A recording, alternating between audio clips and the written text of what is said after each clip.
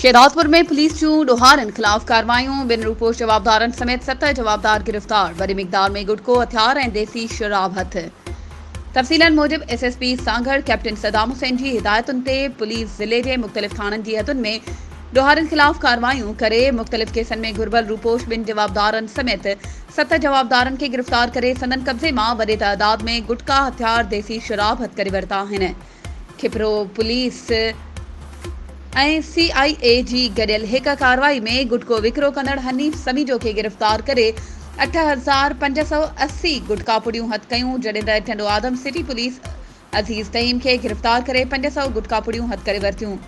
सांगड़ थाणे जी हद में चेकिंग दौरान आसिफ ख़ासखेली खां हिक TT पिस्टल हथ कयो वियो।